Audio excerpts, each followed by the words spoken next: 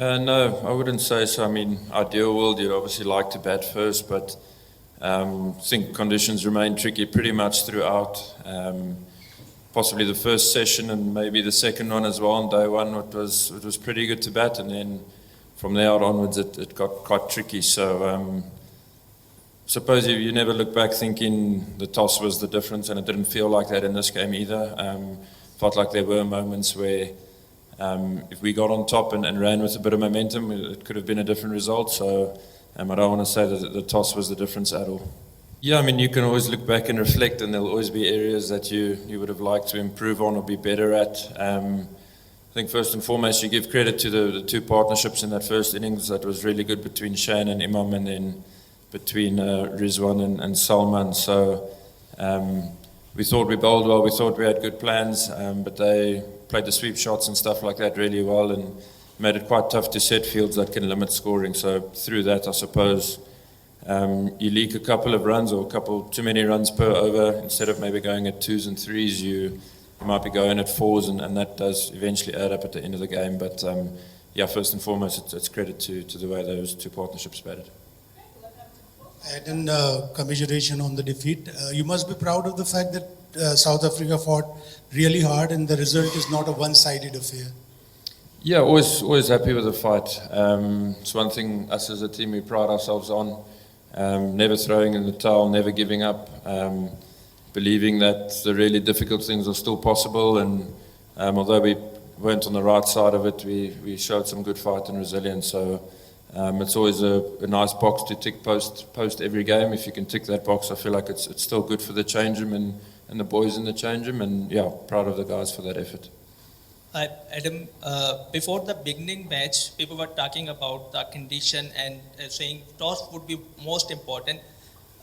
What is your finding, and after 4 days spent in this pitch, and how it will be helpful for the next game that would be held in Pindi, and the condition will be similar?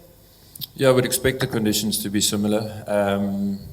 Again, the toss is the toss. You can't control which way the coin's going to land, but I think it's important to have ways to win games of cricket, even if you don't get the toss right. So I always laugh and say you don't come to win the toss, you come to win the game, and you've got to find ways to do that. So we expected conditions to be like this, and we expect it again for the second test match, and it's on us now as a group to go back and find ways to be better and to give ourselves a chance to win. Quite a contrast, Aiden, in the way Rickelton and Brevis batted today. It was a big partnership, but Rickelton was a lot more conservative. Brevis looked to take the bowlers on. Which of those templates do you think is more repeatable on surfaces like these?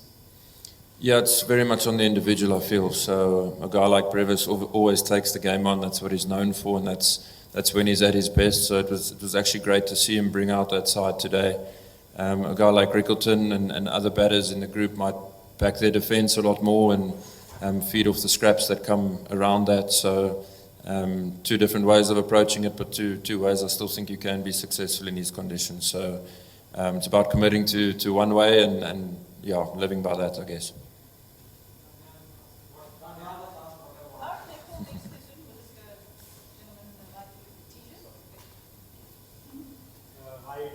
This is Amir Hamza from Zalmi TV. I would like to know that Rabada was spot on with the ball. Do you think another pacer, full-time pacer, would have made a difference in this game? Look, it's hard to say. KG bowled really well and probably didn't get the rewards he deserved, but that's how it works in cricket.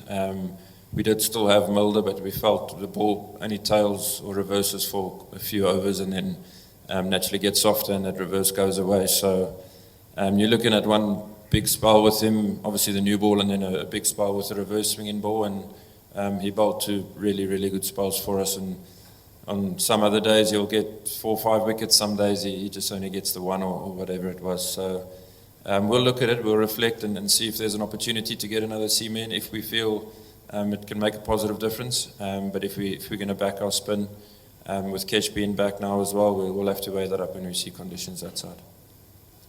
Hi Aiden, we seen South African team in previous World Test Championship window.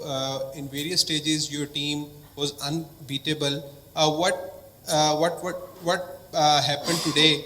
Why your team lost today, and how disappointed you are as a standing captain because Pimba Babuma is not here. Did you feel any pressure? Not pressure, no. A responsibility, of course.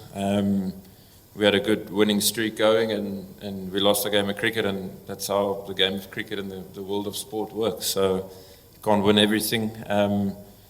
We had plans, we gave it our absolute all, and we were on the wrong side of it. So that can happen, and you have to make peace with that. If the team is better than you over the 3 or 4 days, then you doff your caps towards them. So I'm not looking too deep into it by all means. Let bygones be bygones, as they say, and look forward to that second test match.